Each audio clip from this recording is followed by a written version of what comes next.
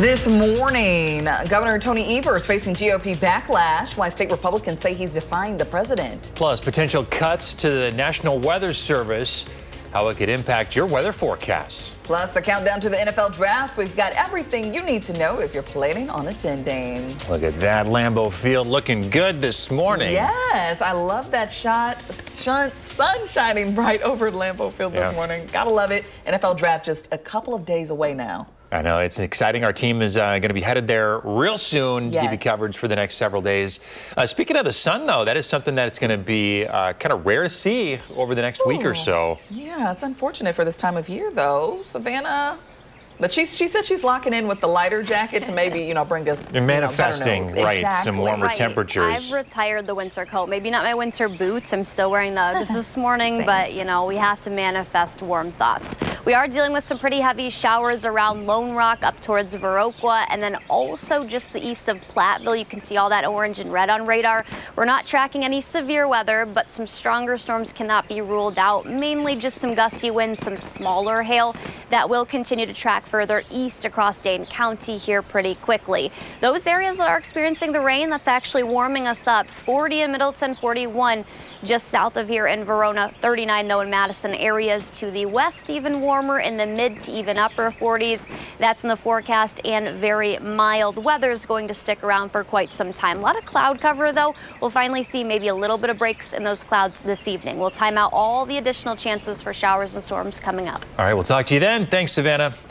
New this morning, Republican state lawmakers are accusing Governor Tony Evers of defying the law and going against the president. The Evers administration sent out a memo to state employees detailing what to do if immigration officials or other federal agents show up to their workplace. The memo says to remain calm, alert a supervisor, don't answer any questions from agents, and contact an attorney. Republicans who control the legislature and minority Democrats are taking opposite sides on dealing with immigration. Last month, the Assembly passed a bill requiring sheriffs to comply with ICE. Evers says he is likely to veto this. Meanwhile, Democrats introduced a bill that would block cooperation with ICE unless there is a warrant. Markets this morning, they are trying to rebound from yesterday's sell-off on Wall Street. Asian markets trading mixed amidst global skepticism about U.S. investments in the president's trade war. Tokyo's Nikkei's up 0.3%. Shanghai's composite up added 0.3%. Meanwhile, stock futures are looking up this morning in the green. Dow futures are trading 333 points above yesterday's close. S&P futures, NASDAQ futures up about 1% from where they were yesterday. President Trump continues to criticize Federal Reserve Chair Jerome Powell, this time saying Powell should cut interest rates now. Stocks immediately tumbled following the announcement. The U.S. dollar fell to its lowest level in 3 years. Meanwhile, Powell says tariffs could stoke inflation and drag on economic growth. Trump said last week Powell's termination couldn't come soon enough. Trump can't legally fire Powell before the end of his term unless there is cause. UW-Madison's innovative weather forecasting work may be in jeopardy, and you could see the impact right on your phone. Experts say the National Oceanic and Atmospheric Administration could cut an estimated 65% in federal funding.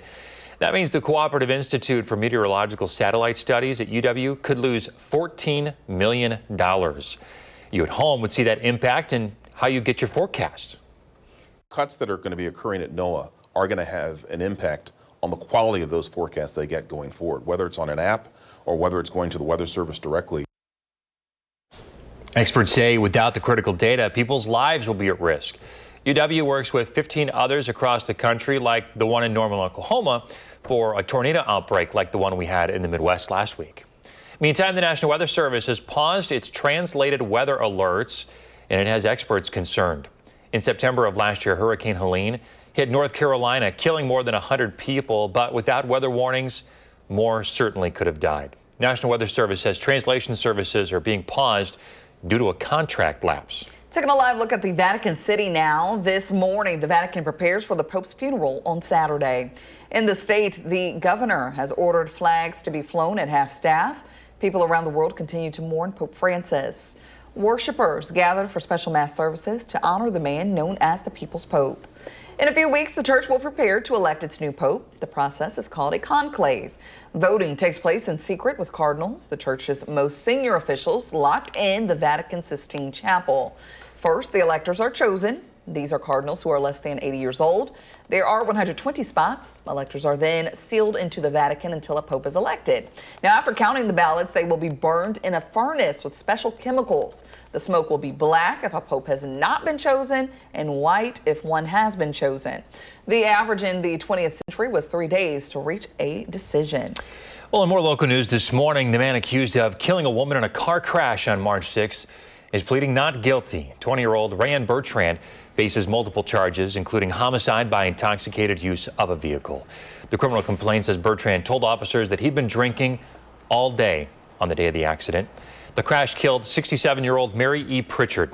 2 kids in the car suffered non-life-threatening injuries. Bertrand faces up to 97 years and 6 months in prison if convicted on all counts. Well, we now know the name of the new president of Madison College. Dr. Jennifer Byrne will start July 1st. Dr. Byrne has 30 years of experience in higher education as a researcher and academic leader.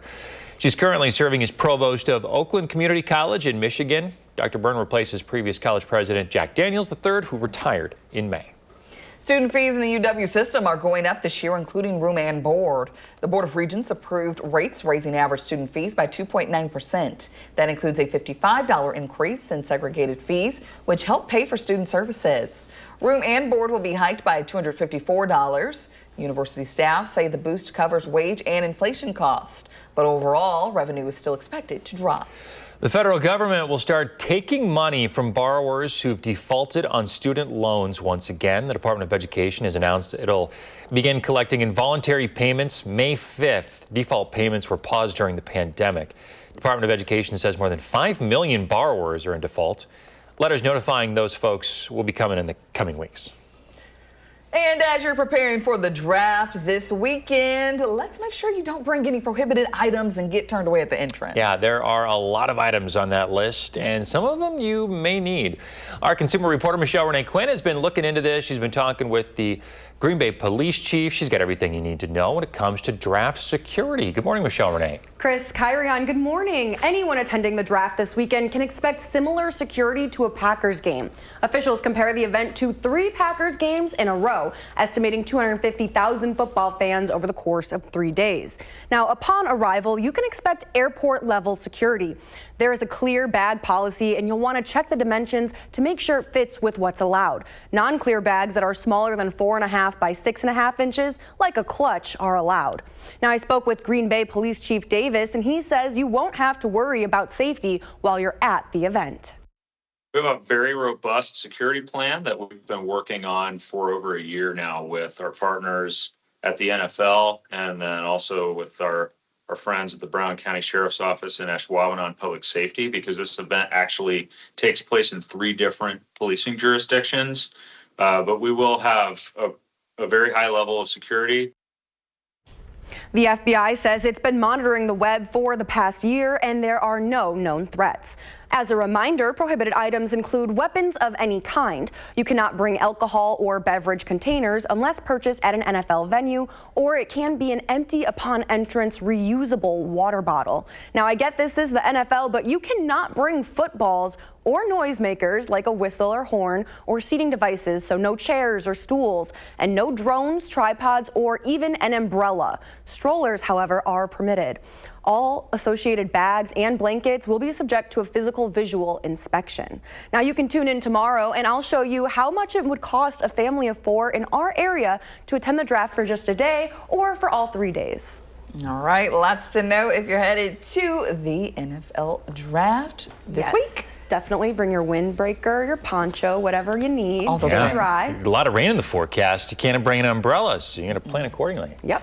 All right. Michelle Renee, Good thank stuff. you. Thanks. Absolutely. Well, the Packers are currently finalizing their NFL draft board. While many fans are looking to see who will be joining the team, another big question is who may not be on the roster. The Packers general manager says he hasn't had any updates on cornerback Jair Alexander. Reports of possibly trading the veteran have come up, but there's been no sign of any deals. Alexander's recent injuries have made it difficult to negotiate a deal. News 3 Now is getting you ready for the draft this week. We're sending our team, quite a team. Look at these guys. They're all headed to Green Bay. real soon. Eric Franke is going to anchor our team coverage along with sports director Zach Hanley, reporter Andrew Banstra, and our Channel 3000 Packers insider Jason Wilde. They'll have all the sights, sounds, and strategy leading up to the draft that starts in 2 days. It's coming up, guys. Well, in time for Earth Day, the City of Middleton Sewer District is beginning a new program to offer homeowners a free pipe fitting to reduce salt in their water. The device, called a blending valve, attaches to your water softener. It allows you to have more control over the hardness or softness of your water. Blending valves also protect local fresh water by reducing salt pollution. Interested Middleton residents can apply online on Madison Sewer's website. The first 48 eligible residents to apply will receive a free blending valve. Installation will be carried out for free by local plumbing service Dave Jones. Well, here's an excuse to go to Culver's today, maybe get some frozen custard. Oh, yeah. Culver's partnering up once again with the river cleanup nonprofit Living Lands and Waters. It's their 5th year working together. Participating locations will donate 10% of their net sales to the nonprofit group.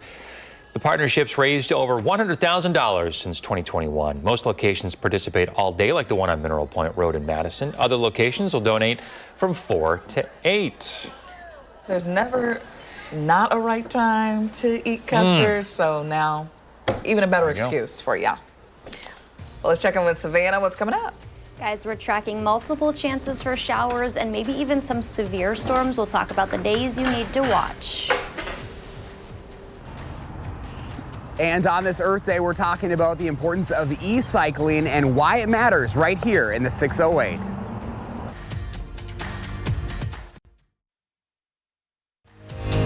You're watching News 3 Now this morning. Moving forward.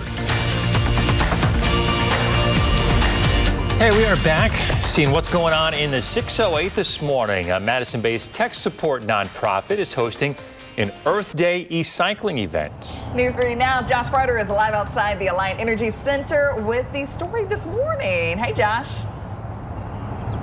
Hey guys, good morning. Happy Earth Day. And on this Earth Day, we're learning about e-cycling and why it's so important right here in the 608. We're at the Alliant Energy Center, as you mentioned. You can see the big Cascade truck behind us. And this is where we're going to be hosting an e-cycling event. Sarah Lynn with DaneNet is joining us this morning. Sarah, good morning to you. Good morning. So what is e-cycling all about?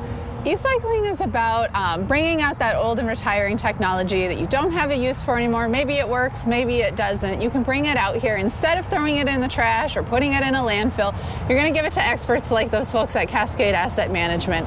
They're able to take those devices, maybe refurbish them, resell them, raise a little money for a nonprofit like DaneNet, or they're going to take the components apart and then be able to safely dispose of all those raw materials that are inside of your technology. And you guys are giving folks the opportunity right here today in about an hour and a half. You're going to be accepting all of those right here at the Alliant Energy Center. That's right. Here at the Alliant Energy Center, 8 a.m. to 1 p.m. today, you're going to be able to drop off any kind of residential technology that you might have. That could be computers, laptops, monitors, keyboards, all of that kind of stuff. That mystery box of cords that you've got in your closet.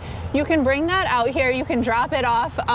The folks at Cascade are super fast about unloading your car. You don't even have to get out. Our goal is to get folks in and out and back to work as quickly as possible. That's awesome. So this obviously is a unique partnership for you guys. And why is it so important for the community to come together for something like this? Yeah, I think that it's just so fun to think about turning, one man's trash into another's treasure. This is exactly what we're all about here. We're using those assets that are out there in the community that you're not getting good use for, and we're turning it into either tools that we can use at DaneNet for our digital equity project, getting laptops out into the hands of folks who don't otherwise have a computer. Maybe we're selling them, raising money for those programs, and maybe we're just safely disposing of them and taking care of all of your technology and all the data that's on those devices as well. We're making sure to securely wipe that. You can feel safe about giving that technology to these guys. I love this idea because on Earth Day, a lot of times you think you're outside doing things, but this is a whole different way that we can make a difference right here at home. Yeah, absolutely. Plus, your home gets to feel a lot cleaner afterwards, and you can feel really good about using your technology to make a difference for a lot of folks. That is a big plus. I want to put up a graphic right now on our screen. Sure. So hit us with those details one more time, Sarah. Yep, we're out here at the Alliant Energy Center. You're going to need to enter from Rimrock Road. We're in the parking lots that you can see from John Nolan.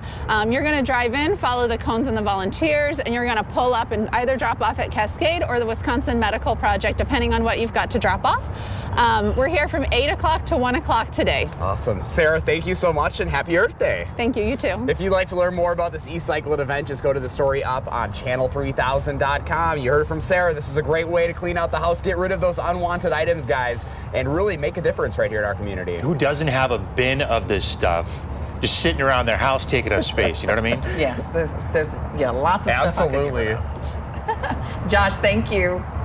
Savannah Brito's tracking some showers out there. Looks like it's moving into Dane County. Yeah, about to move into Dane County. Some of that is crossing into us right now. You can see all the yellows and oranges on radar. That's the heaviest rain. So we still are tracking this, continuing to expand further east. So if you're near Dodgeville, those heaviest showers just to your east, Lone Rock, up near Rockbridge, we're even seeing a little bit of hail. That's the white on Doppler radar. So not large hail, just some minor, probably around pea-sized hail, if that, and some pretty strong winds that we're going to continue to see. So all these areas, Blanchardville, Perry, west of Mount Horeb near Lone Rock, Muscadoa, and then also west of Black Earth. All of those areas are seeing those heavy showers, and those are expected to continue over the next couple of hours. At least mid to late morning, I still think we're going to have heavy rain in the area. And also some pretty warming temperatures where that rain has already passed through. We're at 39, not seeing that across the city of Madison yet, but a lot of 40s, lower to even mid 40s. We even had a couple of areas hold after midnight into the upper 40s. Now seeing those temperatures come down a little bit, but today as a whole, much more mild than what we have seen the last couple of days. And we're even tracking warmer temperatures to follow that on Wednesday and Thursday, but that's also when it's going to be pretty active. Most of us are looking at the mid to upper 60s. A couple of us, though, could even break 70. I think that's more likely in Janesville, Platteville, Boscobel areas, southwest, and also south of Madison. These are the showers that we're going to continue to see move across the area, even, yes, across Dane County, I think until mid to late morning. Everyone should be dry for the most part the rest of the day. Can't rule out a couple of spotty showers south of Madison, though, and then especially across northern Illinois later this afternoon into the evening. We actually will briefly clear out overnight. Everyone will fall into the 40s. We're looking at the lower to mid 40s, and then a warmer day tomorrow where everyone should make it into the lower 70s. A couple areas probably even topping out in the mid 70s tomorrow. A mix of sun and clouds. I think the clouds are going to be more widespread south and also north of Madison, but that's all ahead of additional rain and even a couple of isolated storm chances that we're tracking Wednesday evening, and that will continue Wednesday night into early Thursday morning. That's not the only chance, though. More rain's going to be in the forecast by Friday, and then even a really active pattern we'll get into on Monday and Tuesday. Only expecting a couple tenths up to about a quarter of an inch of rain that we see from today's system. A couple areas that see the very heavy rain, though, could see closer to half an inch. Monday and Tuesday, I do think we'll have severe weather close to the area, if not across southern Wisconsin. Boy, that is so much rain. It's just like every day. Saturday's looking good, but yeah, aside of that, there's a chance every single day. Nice little clear spot over the weekend, though. That sure looks nice. We know you'll track these systems, especially the one after the weekend. Absolutely. Thanks. Still ahead, how Instagram is trying to keep teenagers from misusing the app. Coming up in our next half hour, how the community continues to support the Abundant Life School community.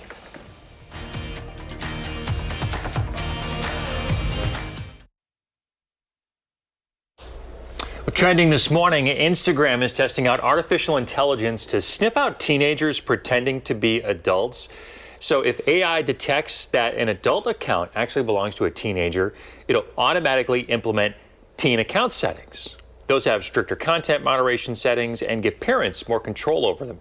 Instagram's parent company Meta is making the change as industry experts debate who or what should have the responsibility for age verification. Should it be the app stores? Should it be the apps themselves? Should it be the parents?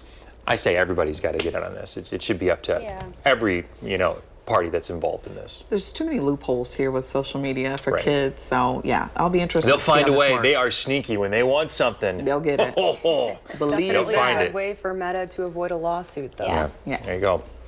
Hey, a new study shows more people are taking magic mushrooms. So psilocybin usage is up for adults under 30.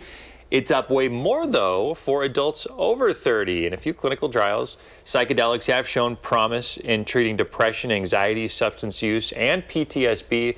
But doctors say taking these drugs unsupervised can lead to distressing hallucinations, agitation, and possible injury.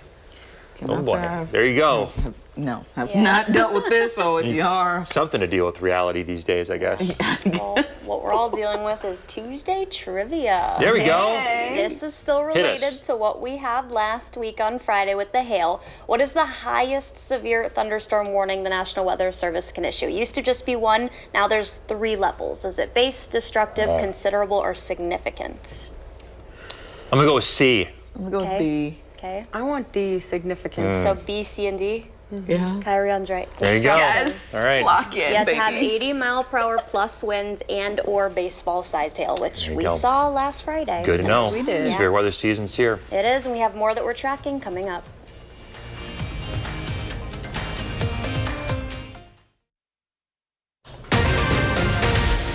This morning, we are watching the stock market, the uncertainty that's fueling the volatility today.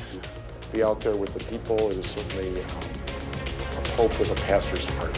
Plus, people around the world continue to mourn the Pope's death. How local clergy are reacting.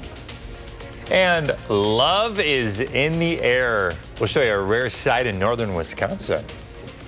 Good morning, everybody. Thanks for tuning in to News 3 Now this morning on a Tuesday. I'm Chris Stanford. And I'm Kyrionn Lee. Thanks for waking up with us this morning. If you're headed out the door, you don't need that winter coat necessarily. Yeah, I mean, it's still pretty It's chilly still out spotty, there. The big story this morning, though, is that we've got some pretty heavy rain that's moving into the viewing area right now. Let's check in with Savannah Brito. She's tracking it for us this morning. When do you think this is going to hit the Madison area? I do think we're tracking some pretty heavy showers. That's all directly west of Madison, the city of Madison anyways right now. We're working to get that radar image up here. But yeah, that's producing some lightning, some smaller and pea-sized hail. We'll have weather coming up. Savannah, thank you. We will check back in just a little bit. We'll get to some top local stories this morning. And something that is new, Republican state lawmakers are accusing Governor Tony Evers of defying the law and going against the president. Evers' administration sent out a memo to state employees detailing what to do if immigration officials or federal agents show up at their workplace. The memo says to remain calm, alert a supervisor, don't answer any questions from agents, and contact an attorney. Republicans who control the legislature and minority Democrats are taking opposite sides on dealing with immigration. Last month, the Assembly passed a bill requiring sheriffs to comply with ICE. Evers says he is likely to veto this. Meanwhile, Democrats introduced a bill that would block cooperation with ICE unless there is a warrant. This morning, Asian markets trading mixed amid global skepticism about U.S. investments and the president's trade war. Tokyo's Nikkei lost a little bit overnight. Shanghai's composite added a little bit. Meanwhile, stock futures on Wall Street are up this morning, trying to rebound from yesterday's beating and the sell-off. Dow futures are up 290 points. S&P futures are up 41 points. NASDAQ futures up 147 points. Yeah, markets trying to recover from yesterday's rout following President Trump's harshest attack on Federal Reserve Chair Jerome Powell, calling him a major loser, demanding that he lower interest rates to encourage gains on Wall Street. Instead, stocks immediately tumbled. The U.S. dollar also fell to its lowest level in 3 years. Meanwhile, Powell says tariffs could stoke inflation and put a drag on economic growth. Trump appointed Powell in 2017. Taking a look at the Vatican City this morning, the Vatican prepares for the Pope's funeral on Saturday. In the state, the governor ordered flags to be flown at half-staff. People around the world continue to mourn Pope Francis. Worshippers gathered for special mass services to honor the man known as the People's Pope. World landmarks also paid tribute overnight. The Eiffel Tower went dark. New York's Empire State Building lit up gold and white. The Vatican confirmed yesterday the 88-year-old pontiff died from a stroke that put him into a coma and led to irreversible heart damage. In his will, the Pope left instructions for a simple burial at Rome's Basilica of St. Mary Major with a one-word inscription on his tomb, Franciscus. A local bishop is reacting to the news. Once he had finished the day yesterday, it was finished. He had done this. He did what he had set out to do. I think that's emblematic of his whole papacy. He wanted to just be engaged, to be active, to be out there with the people. It was certainly a pope with a pastor's heart. World leaders are now preparing to make their way to Rome for the funeral. President Trump confirmed he and the First Lady will attend. Then in 15 to 20 days, cardinals from around the world will come to the Vatican to begin the process of selecting the next pope. The community continues to honor and remember the victims of the Abundant Life school shooting, this time with a ceremonial tree planting at the SSM Health Clinic that served as a reunification center for 400 staff and students. 14-year-old student Ruby Vergara and 42-year-old teacher Aaron West were killed on December 16th. Officials thanked the providers at SSM for not only providing the meeting place, but for also caring for those injured. You disrupted your day, displaced patients, and opened your arms and hearts to our family when we were at our most vulnerable. One student injured in the shooting is still in the hospital in critical condition. The Evansville man charged with assaulting and exploiting a teenager will go to trial. 26-year-old Hunter Dreyfall's charges stem from an investigation into the deadly shooting of 14-year-old Florencia Henthorn earlier this month. Dreyfall pleaded not guilty to the 7 counts he's charged with. On April 6th, first responders found the 14-year-old girl with a gunshot wound. She died in the hospital. A few days later, prosecutors charged Dreyfall and 20-year-old Alyssa Aarons with multiple child sex crimes. Aarons appeared in court briefly yesterday. Her initial appearance is rescheduled for April 29. We now know the name of the victim in last week's possible accidental shooting. 19-year-old Deshaun Sturkey of McFarland died from his injuries on Thursday. Police responded to Fish Hatchery Road Wednesday night around 10 o'clock and found Sturkey, rushed him to the hospital. 17-year-old Montre Stalling is charged in this case with homicide by negligent handling of a dangerous weapon. He's out on bond this morning and due back in court May 1st. In national news, the Trump administration plans to take action to remove artificial food dyes from the nation's food supply. This is according to a media advisory sent by the Department of Health and Human Services.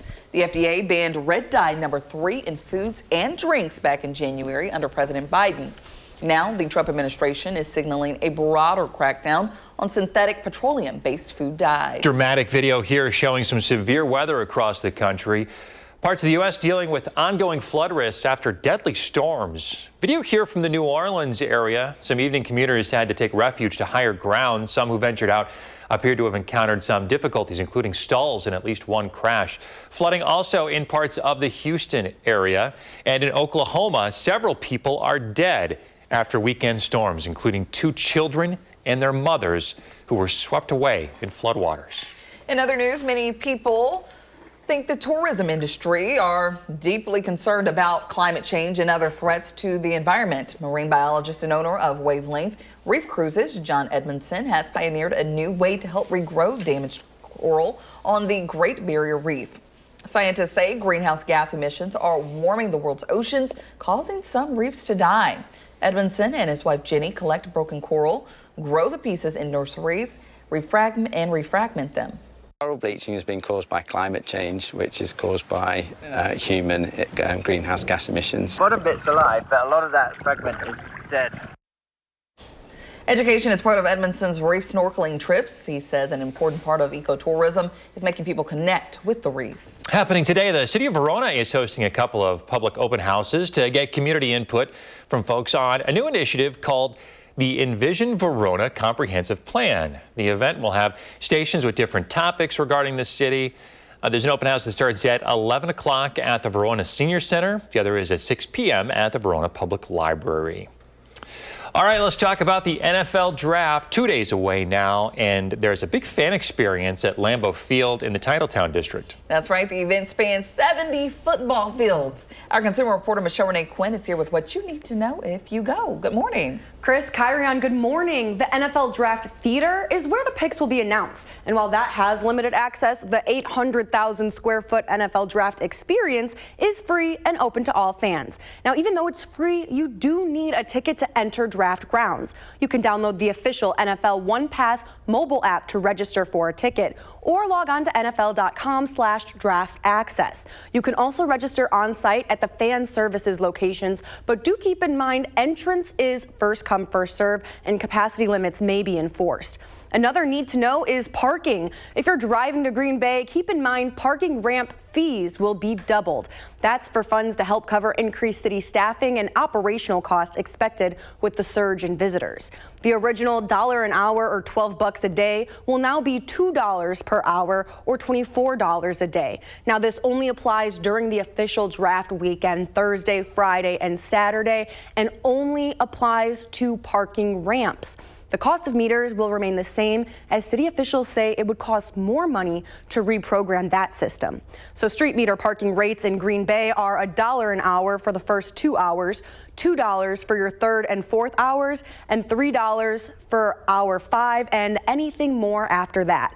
Once in Green Bay, the Metro City bus is free. So if you take a look at this map here, these are where your parking garages are going to be, and then you can take this free bus route with all the stops along the way until you get to the Titletown district there. And to make sure you make it back safely, the Brown County Tavern League is providing free transportation anywhere in Brown County. I have all of the details with that service, and you can read about it on this article on channel3000.com. How helpful is that? Very helpful and very safe, especially for people who may be partaking in other activities. Yeah, I know what you're talking about. Yes. Yes. All the Wisconsinites know what you're talking about. Yes, yes. So, Michelle Renee, thank you for all of that good information. Absolutely. But remember, News 3 Now is getting you ready for the draft all this week. Our Eric Franke will be providing team coverage with sports director Zach Hanley, along with Andrew Bantra, and our Channel 3000 Packers insider Jason Wilde. We'll have the sights, sounds, and strategy leading up to this week's draft picks. Well, going a little south of Green Bay to the Wolf River, there's a sight to be seen going on. Take a look. You could say love is in the air as the sturgeon spawning run is underway. Hundreds of huge fish swimming right up to the shoreline, splishing and splashing, laying those eggs and reproducing. It's also an opportunity for biologists to see the fish up close. Typically, there could be as many as 2,000 of the sturgeon, some as large as 6 feet. Scientists say it's a rare sight, unique for certain parts of the country, and only available for a limited time. There you go. Look at all that action there. Laying those eggs, getting ready. Spring is in the air. Yes. Let's check on Savannah. What's coming up? The heaviest of the showers are moving into nearly the city of Madison, already Cross Plains, the Wanakee areas as well. We'll track that and have how long it'll stick around coming up. And we're live outside the Alliant Energy Center this morning, where they're going to be having an e-cycling event for Earth Day. We're going to talk about the importance here in our community and how you can get involved in the 608. You're watching News 3 Now this morning. Moving forward. Hi, I'm April Dickinson from Baraboo. Savannah, plan my day. If you're like April and Baraboo, starting the morning off a little chillier compared to areas just west, and also seeing some fairly heavy rain. 39 there right now. Winds will increase later this afternoon. It will be breezy, but not as breezy as what we had yesterday, and it'll be warmer. We're looking at highs close to 70. I think areas south of Baraboo, south of even Madison and westward could even reach the 70s. We're dealing with some showers, though. We're going to start off with Dane County first. The Fitchburg area, the city of Madison, not seeing that heaviest rain. That's just directly west. That's going to continue to move east and affect the city soon, and then areas near Cottage Grove, Sun Prairie, that is knocking on Wanakee's doorsteps too. Already passed through Cross Plains, but we have even more heavy rain that's sitting kind of just southwest of Madison near Blanchardville, Dodgeville, Lone Rock, and then all the way up to Willow. So all the orange, yellow, reds on radar, that's the heaviest rain. Even those darker greens, some pretty heavy rain too. There is a little bit of lightning, not necessarily across Dane County, but a little bit of that showing up southwest of Platteville and west of the Dubuque, Iowa area. I don't think we'll be dealing with anything strong to severe today, but that could be a different story as we're heading into Wednesday night and Thursday. But showers and storms this morning are expected to continue over the next couple of hours. I would say at least mid to late morning. Couple of trailing ones behind that are out in Iowa right now, still expected to move in, and then we'll warm up even further, close to 70. I said areas south of here could break that, and then overnight we'll see clouds clear. Temperatures are going to fall into the 40s. Not a bad night. Tomorrow morning's going to be kind of a more mild of a start compared to what we're waking up with this morning, and then more widespread 70s for everyone. We're at least going to make it in the lower, if not mid 70s tomorrow. I think we'll see some sunshine a little bit earlier, but also a mix of cloud cover.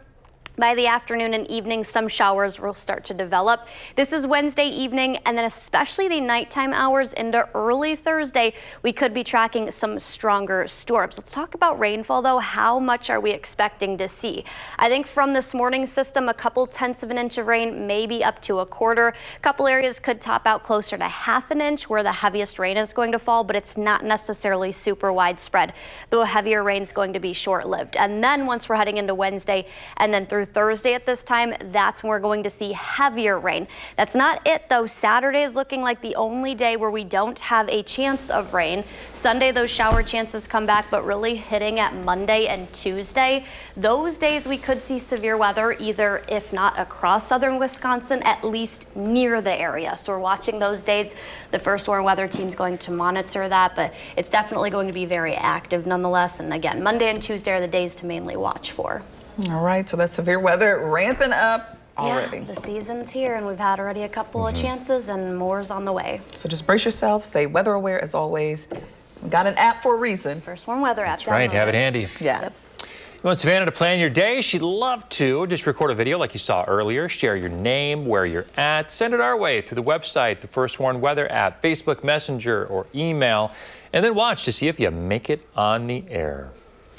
Let's see what's going on in the 608 today. Got a good opportunity for you to help out.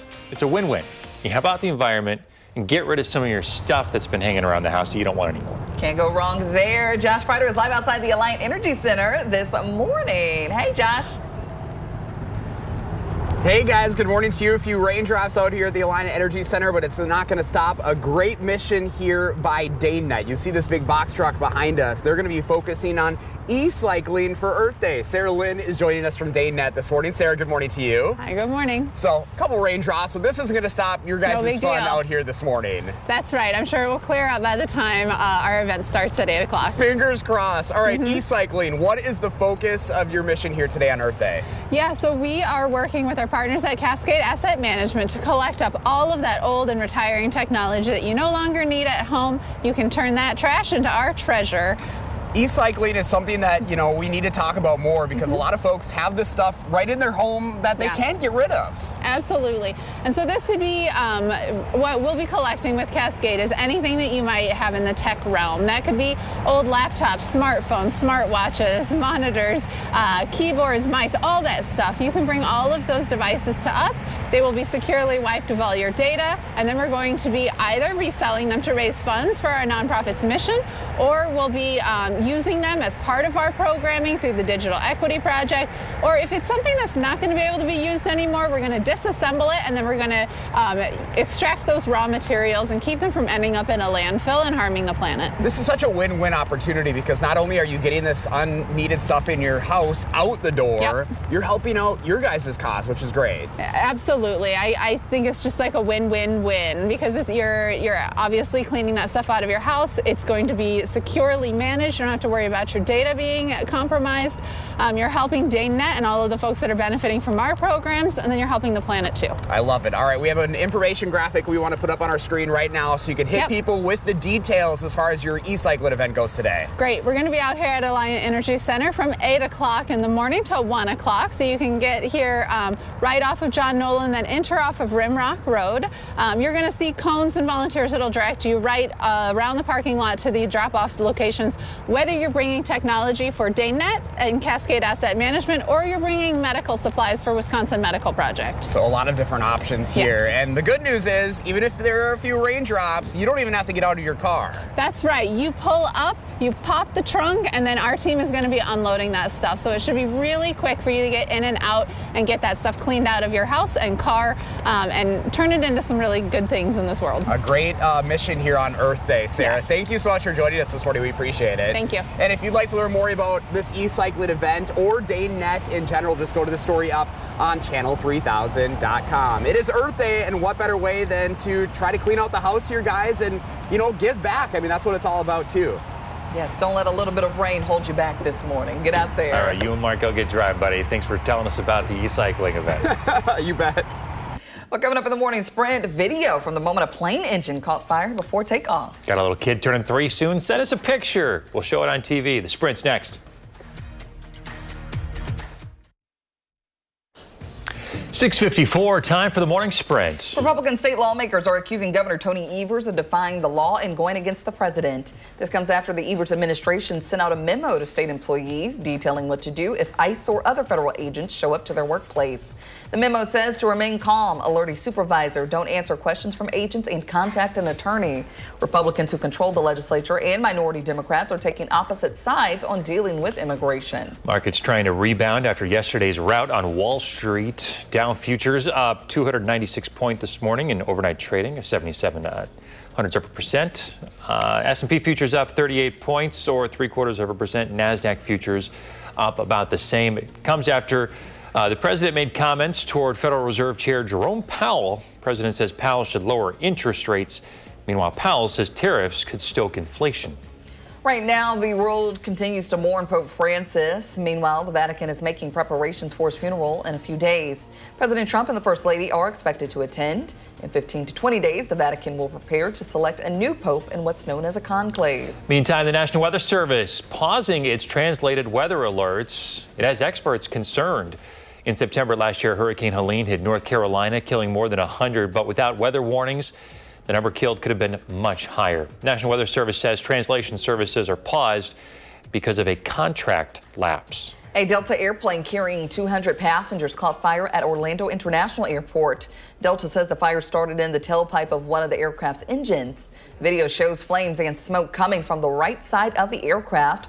Maintenance teams are examining the aircraft, and Delta says it will bring in additional planes to get customers to their final destinations. No injuries have been reported. The Evansville man charged with assaulting and exploiting a teenager will go to trial. 26-year-old Hunter Dreyfall pleaded not guilty to the 7 counts that he's charged with.